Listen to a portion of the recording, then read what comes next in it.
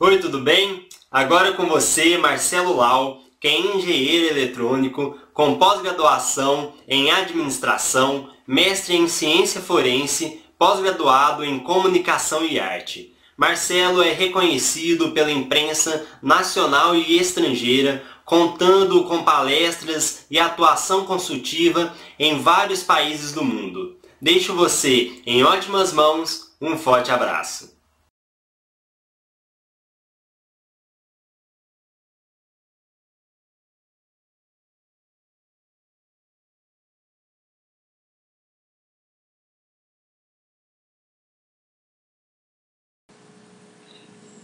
Bom, eu sou o professor Marcelo Lau, mestre em ciência forense, e vou fazer alguns comentários em relação a questões em segurança de informação para que eu possa realmente apoiar e contribuir no primeiro congresso online de tecnologia da informação. Para quem queira conhecer um pouco sobre o meu currículo, eu sou diretor executivo da Data Security, atuo já há um bom tempo no mercado. Eu tenho como histórico ter trabalhado mais de 12 anos em instituições financeiras, entre elas Itaú Unibanco. Hoje eu ministro aulas em pós-graduação, tanto em São Paulo, FIAP, Mackenzie, como em outras instituições pelo Brasil, incluindo IBG, IPOG, em Goiânia e outras instituições aqui no Brasil e no exterior. E sou professor também em outras instituições fora pelo Brasil. Eu já coordenei cursos de pós-graduação em segurança de informação, tanto no Senac São Paulo, em gerenciamento de projetos, quanto em segurança de informação. E a minha formação, eu sou engenheiro eletrônico, pós-graduado, eu sou engenheiro, pós-graduado de administração, mestre em forense pela USP, e ainda por cima pós-graduado em comunicação e arte, que é uma área que eu realmente acabei me diferenciando no mercado por não tratar mais questões somente da área de TI. Além disso, eu ministro aulas em outros países, entre eles Angola, Argentina, Colômbia, Bolívia, Peru e Paraguai. Hoje eu vejo que a língua espanhola muitas vezes é mais importante do que o próprio inglês, e em algum momento ou outro eu acabo sendo entrevistado pela mídia, onde é possível ver vários trabalhos meus dentro dos ambientes de comunicação. Em primeiro lugar, eu agradeço Rafael Libânio pelo convite e até por já pré-formular algumas perguntas que realmente irão orientar esse conteúdo que irei passar para vocês, e espero poder contribuir na medida do possível. Bom, você que deve estar assistindo deve se perguntar às vezes se eu estou na área adequada, o que eu preciso fazer para ter sucesso. E de alguma maneira ou outra não existe sucesso sem um bom trabalho. Então, se eu viesse a falar quais são os segredos realmente para se estabelecer bem no mercado, independente desta ser uma área em segurança da informação ou perícia em crimes eletrônicos, eu comento que o sucesso é fazer um bom trabalho. E o trabalho bem feito, o trabalho com zelo, compromissado, é o que a gente espera que realmente seja o que você, profissional, venha entregar no mercado. É claro que não adianta vir a trabalhar se o seu mercado não sabe que você existe. Então, alguns toques importantes devem ser considerados, como, por exemplo, ter um bom relacionamento em rede social. Você até pode ter um Facebook, não há nada de contra, eu tenho mesmo perfil também no Facebook, mas tenha, se possível, alguma presença em sites como o próprio LinkedIn. Bom, indo às perguntas para melhor orientarmos aí o tema, vocês podem querer saber, bom, o que é perícia forense? Perícia forense trata da questão de investigação de crimes eletrônicos em meios informáticos. É meio redundante dizer, né, crimes eletrônicos em meios informáticos, mas nem todo meio informatizado se detém a computadores e dispositivos de processamento de dados. Você deve considerar hoje que a perícia forense computacional pode vir até a analisar conteúdos impressos em papel. Lembrando que as mídias hoje mais utilizadas são mídias óticas, mídias como discos rígidos, estado sólido, como pendrive, além dos dados contidos em rede e demais sistemas. Quando se trata da questão da perícia forense, obrigatoriamente você deve considerar a necessidade de reconstituir eventos, de tal forma que esses eventos possibilitem identificar o que aconteceu, o que houve dentro de um computador, o que aquela pessoa executou e quais demais outras pessoas estão envolvidas em potencial ilícito. Obrigatoriamente a perícia forense trata da questão do foro. Então não podemos pensar que um perito forense venha trabalhar numa situação investigativa que não resulte ao foro propriamente dito.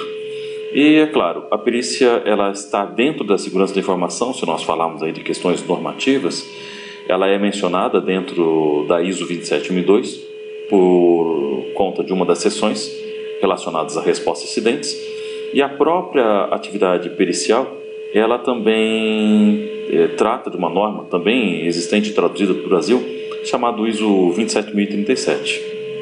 Bom, por que eu estou nessa área, né? A segunda pergunta trata de por que eu me interessei e por que escolhi essa área.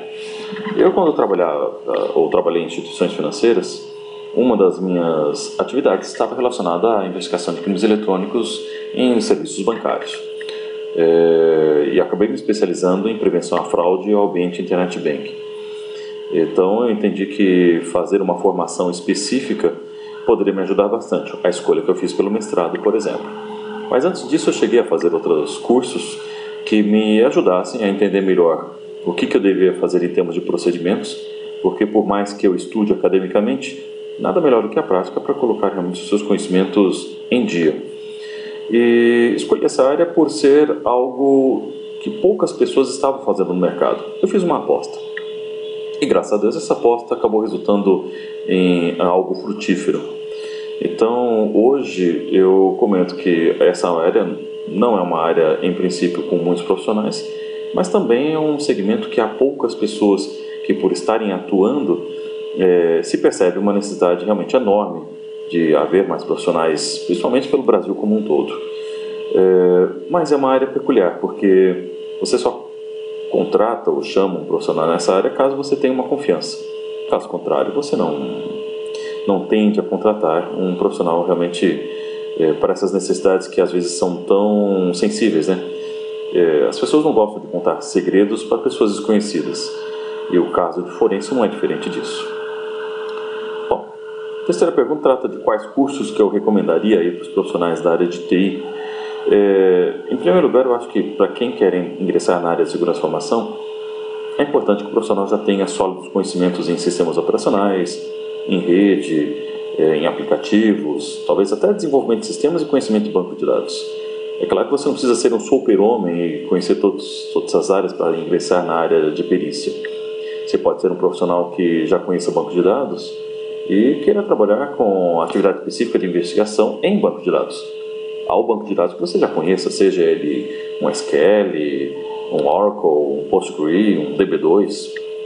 Então, tente utilizar o melhor possível da sua formação e tenha certeza que você conheça bem essa área antes de ingressar realmente na área de forense, porque você irá somente aprofundar o que você já conhece em situações muitas vezes inusitadas, até porque não há casos que em geral se repetem. Podem ter pequenas nuances de diferença, mas não se repetem. Existem hoje cursos de graduação e pós-graduação nessa área, tanto em segurança quanto em forense propriamente dito. É claro que esses cursos em geral estão mais presentes em grandes centros urbanos, que nem São Paulo, Campinas, Brasília, mas em outras cidades às vezes você pode vir a carecer desses conhecimentos. E eu sou pragmático também na questão de aprendizado nessa área. Eu acho que é muito difícil você ter uma formação que seja apenas teórica ou não seja algo presencial que venha realmente aproveitar o melhor do seu potencial. Então, mesmo que você faça uma formação inicial que não seja presencial, tente utilizar dos conhecimentos adquiridos para praticar, porque nada substitui realmente o uso prático das ferramentas e da metodologia que você vem aprender. E aí a quarta pergunta, a questão está relacionada à especialização, né? Você pode fazer então um curso de pós-graduação, você pode fazer um curso de curta duração, como por exemplo os que eu ofereço pela minha empresa, pela Data Security. E o profissional pode vir a se especializar nessa área, atuando em perícias que envolvam, por exemplo, correio eletrônico, que venham envolver sites web, que venham envolver aplicações, as mais diversas possíveis. E é bem peculiar a questão que os usuários de computadores pessoais, eles vão se utilizar, na maioria das vezes, de plataformas Windows. Então é interessante que você conheça essas plataformas e saiba utilizá-las bem. Por outro lado, se eu vier a investigar dados em servidores, é bem possível que eu precise de um conhecimento prévio em Linux. É claro que há servidores em Windows e demais outras plataformas. Também posso ter que analisar e periciar dados em rede, e para isso eu terei que conhecer alguns tipos de tecnologias e equipamentos, Cisco, entre outros. Conhecer um Wireshark também é de bom tom, porque senão não saberei como capturar pacotes.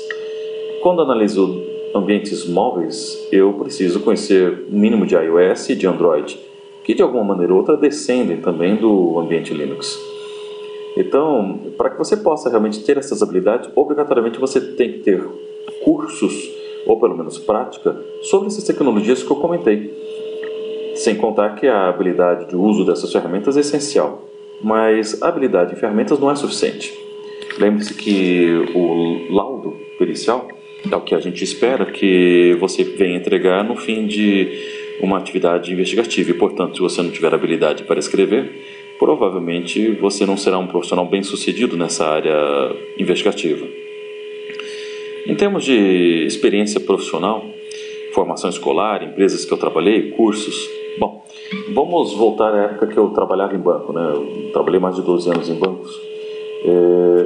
A instituição financeira foi uma grande escola para mim e, graças a Deus, eu consegui ter acesso a muitas tecnologias. É claro que empresa não é o suficiente para você poder se formar, então você tem que correr atrás daquilo que te interessa. Por isso que eu tenho realmente algumas pós-graduações, elas me ajudam até o dia de hoje, sendo que a última que eu fiz foi comunicação e arte. Mas eu percebi que o conhecimento técnico não é o único ponto mais importante. A própria postura profissional é imprescindível para que você realmente tenha a possibilidade de ingressar na área e, além disso, ser reconhecido como um profissional confiável. Se eu não for um profissional discreto ou de alguma maneira ou outra souber entender qual é o problema do cliente, eu tampouco irei atender adequadamente a demanda que ele tem. Então, eu já, além de ter trabalhado tanto no Itaú quanto no banco, eu simplesmente tenho a minha empresa já há quase 8 anos, né? E hoje eu já não penso em fazer formações, pelo menos em tecnologia. Hoje eu ministro formações. Para vocês terem uma ideia, são 10 cursos que eu ministro só na área de segurança, e cada um com 40 horas de carga horária, todos presenciais. Então essa bagagem nas costas realmente faz diferença. Como eu falo, né? Cabelos brancos ou ausência de cabelos, em geral, significa alguma coisa e deve ser considerado e respeitado nesses aspectos. Para as próximas perguntas, a pergunta é: qual a estimativa, então, para o mercado de TI para o futuro daqui a 10 anos? Infelizmente, eu não gosto de considerar essas questões como bola de cristal, tá? Até porque nós trabalhamos numa ciência exata. Daqui a 10 anos, certamente, muita coisa vai mudar. Existem algumas tecnologias que realmente vão demandar necessidades investigativas. Provavelmente vão sair outras interfaces, podemos mencionar facilmente como o Google Glass. As tecnologias de impressão 3D vão se tornar cada vez mais consistentes e se fala já de impressão de comida, né? Então daqui a pouco você vai imprimir um hambúrguer e o problema é se eu tiver que investigar algo porque alguém morreu envenenado porque a sua impressora imprimiu uma comida estragada, né? Ou algo parecido. Também já estamos considerando que daqui a alguns anos haverá carros autônomos, como existem hoje projetos, e nós vamos ter que entrar nessa área investigativa onde devemos imaginar que os carros podem vir a sequestrar pessoas, e isso é algo realmente não muito distante da realidade, sendo que os equipamentos de consumo, como Smart TVs, geladeiras inteligentes, entre outros, só se tendem a se tornar mais frequentes, além de assistentes pessoais, como robôs, que vão desde limpeza a outras demais atividades, e eles também podem ser objeto de perícia por nós. Então o futuro nos reserva realmente grandes desafios em coisas que ainda não estão muito certas, mas certamente será necessário profissional nessa área. Então você que está ingressando ou que tem interesse, certamente daqui a 10 anos eu vou enxergar em cenários totalmente diferentes e, se possível, daqui a 10 anos eu quero não me aposentar, mas reduzir a minha atividade para fazer com que o mercado realmente possa crescer e eu possa descansar um pouco, né? Porque vai chegar um momento que cansa. Explicar como a forense ajuda a resolver crimes cibernéticos, né? Que é outra pergunta. Roubo de informações, pedofilia, subtração de valores bancários, etc. Poderia citar algum caso que houve repercussão na mídia onde a forense foi determinante para um desfecho bem-sucedido? Bom, eu acho que nos momentos atuais, vários dos casos que nós vemos na mídia, a forense é importante, né? Eu lembro que faz um bom tempo que chegou a ser assassinado um cartunista chamado Glauco, né? E esse cartunista foi assassinado num sítio, sendo que por meio de rastreamento a polícia conseguiu identificar que um dos seus participantes, um dos envolvidos nesse assassinato, estava fugindo para a fronteira do Brasil com outro país e simplesmente pelo rastreamento a polícia conseguiu capturá-lo em tempo hábil, né? Mas vários outros crimes realmente se utilizam de investigação em meios eletrônicos e realmente já foi possível, por exemplo, identificar pessoas no interior de São Paulo, em outras cidades que estiverem envolvidas em pedofilia simplesmente pela perícia do seu próprio computador. Na questão de subtração de dados bancários, eu lembro que as primeiras operações que foram tratadas, as questões se chamavam cavalo de Troia. E graças às ações realizadas pela Polícia Federal, várias pessoas foram detidas e computadores foram apreendidos e analisados. Então, é cada vez mais importante considerarmos que as evidências deixadas em meios informáticos irá certamente possibilitar a identificação do seu autor. Outra que eu lembro que aí não foi aqui no Brasil, mas fora, mas envolve o brasileiro, foi de um estudante que antes de sair dos Estados Unidos mandou uma mensagem ameaçadora que acabou resultando na detenção dele pelos norte-americanos, né? Então, não é uma questão de CSI, não é uma questão de ficção científica. Isso realmente existe de verdade e realmente as pessoas estão cada vez mais preparadas em realmente encontrar ilícitos dentro de meios informáticos, especialmente aqueles que andam junto com você, né? Como os telefones celulares e tablets. Relacionado ao escândalo da espionagem, tema abordado ultimamente com a forense. Espionagem não é uma novidade para ninguém. Talvez tenha se tornado um pouco mais comum junto à sociedade em função do caso Snowden, né? Edward Snowden. E hoje até se desconfia que equipamentos, dispositivos que hoje são importados de países têm componentes que possam estar relacionados às ações de espionagem. Então, esse tema realmente, ele, junto com a espionagem, trata do seguinte, né? Se as informações são guardadas em meios informáticos e se eu tenho a capacidade de acessá-los para reconstruir o que houve, se os dados não estiverem protegidos, eu provavelmente conseguirei, assim como qualquer outro profissional na área de perícia, extrair os dados contidos dentro dele e fazer as ações que forem consideradas mais adequadas.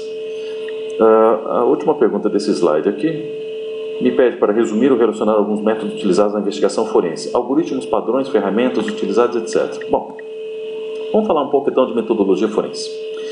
Metodologia forense passa por 4 passos: a identificação, a preservação, a análise e a documentação.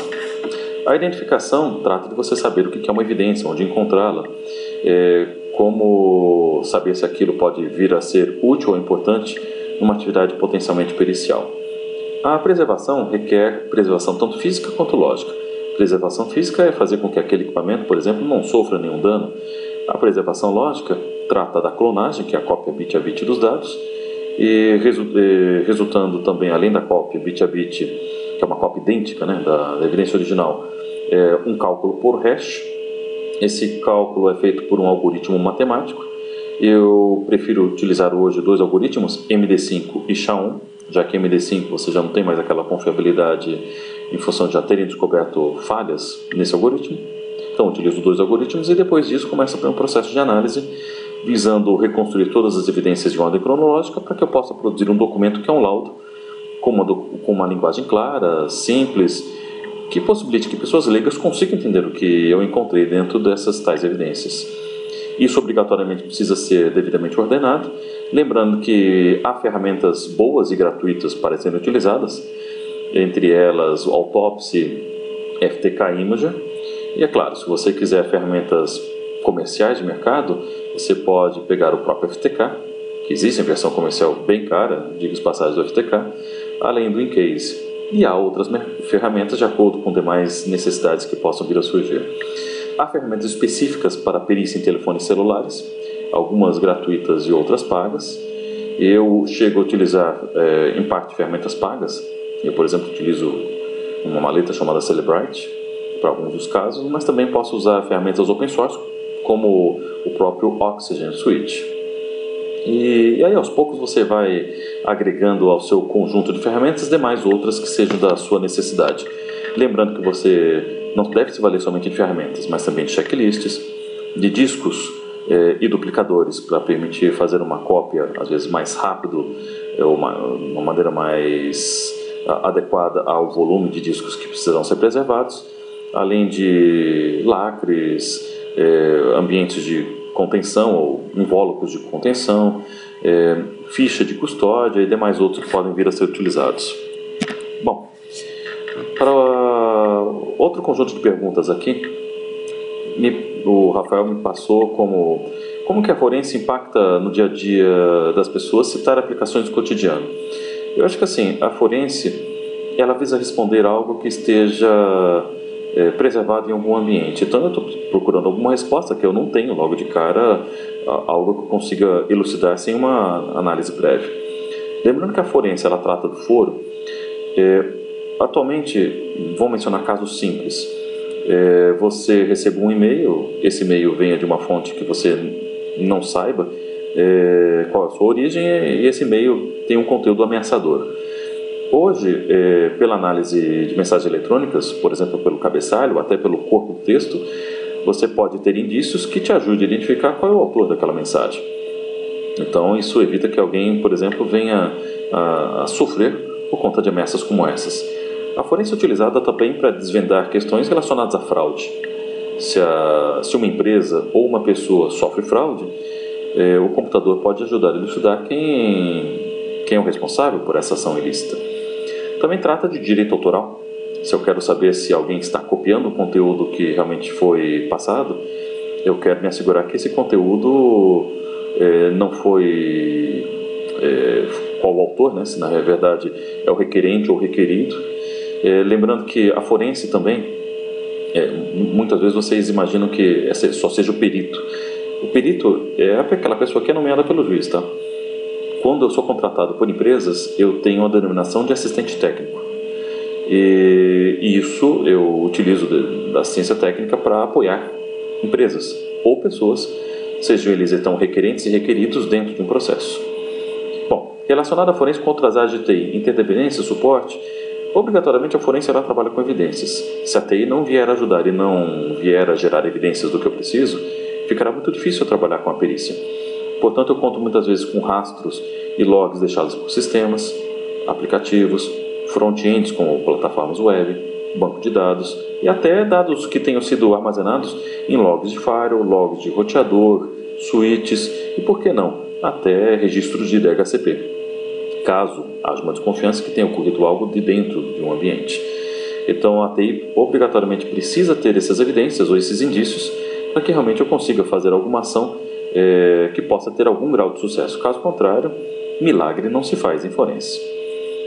Bom, fazer uma simples demonstração de como funciona a investigação e quais são as ferramentas mais utilizadas que consigam visualizar na prática.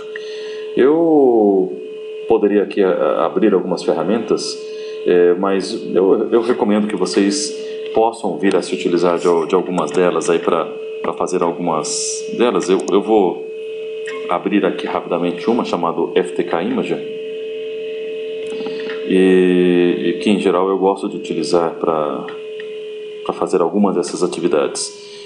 Ela me serve tanto para fazer uma clonagem quanto para fazer uma análise de evidências, entre outras. Então, se eu vier aqui e colocar, por exemplo, Se eu quiser criar aí uma imagem, eu posso selecionar essa opção. Se eu quiser, por exemplo, adicionar uma imagem para fazer uma análise, eu tenho aqui. Essa ferramenta também me ajuda a capturar dados de memória. Ele inclusive permite montar o conteúdo da imagem, porque a imagem ela gera conteúdos em formato de arquivo. E eu posso enxergar aquele conteúdo como unidade de rede, unidade local, sem ter que, por exemplo, contar com quaisquer outros métodos para abrir o conteúdo, possibilitando o modo somente leitura. Essa ferramenta também me permite ver os conteúdos tanto em texto quanto em hexadecimal e outras funções mais. Apesar da simplicidade dela, ela tem realmente um papel e seu valor. Ferramentas de hash, eu poderia mencionar aí desde as MD5 e SHA-1, que você pode vir a baixar da internet, até uma ferramenta chamada HashCalc. Bom, pergunta seguinte: o que daria para quem está iniciando seus estudos na área de TI? É aqueles que estão ingressando no mercado de trabalho, término de graduação, ou que quer se diferenciar para progredir? Minha recomendação é estude. Estude bastante, com base no que existe de fontes em ambientes da internet. Essas fontes elas podem ser recomendações padrões, como por exemplo a própria ISO 27037 ou a RFC 3227, que é um Request for Comments, um daqueles documentos que determinam um padrão de uma série de coisas na internet. Passaria alguns dos trabalhos acadêmicos, que inclusive estão lá disponíveis no site da Data Security, palestras, entre outros, que eu deixo passível para qualquer um consiga acessar gratuitamente. E a última pergunta aqui: com a bagagem, qual é o ponto-chave para alguém que alguém seja bem-sucedido profissionalmente? Eu volto à questão que eu comentei inicialmente: faça bem o seu trabalho.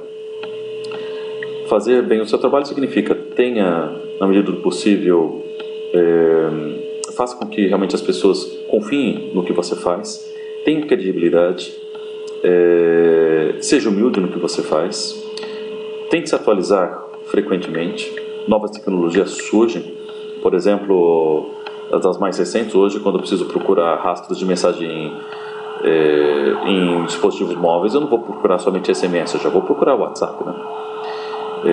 Rastros de redes sociais, coisas que antigamente não era meu escopo de um processo de análise. Então, para ser bem sucedido, eu acho que você tem que estar ao ponto de sempre querer aprender mais, por mais que você ache que saiba, e sempre disposto a encarar desafios que às vezes não serão fáceis ou tão pouco triviais. Bom, sobre os demais conteúdos aí que eu posso pelo menos dar algumas dicas aí para vocês, nós publicamos aí frequentemente no site da Facebook, facebook.com/data.secur.face, notícias e diversas notícias realmente sobre o que acontece na área de segurança, espionagem e investigação de crimes eletrônicos. Que se quiser nos seguir, aí ficamos muito gratos para que vocês possam realmente acessar alguns conteúdos. Também nós mantemos frequentemente colocamos notícias atuais dentro do Twitter. Então, para isso, vocês podem acessar twitter.com/datasecurity1. Se você estiver sendo vítima de algum problema relacionado a crimes eletrônicos, nossa recomendação é que você faça a leitura do nosso FAQ, no Frequent Asked Questions, ou perguntas frequentes sobre crimes eletrônicos.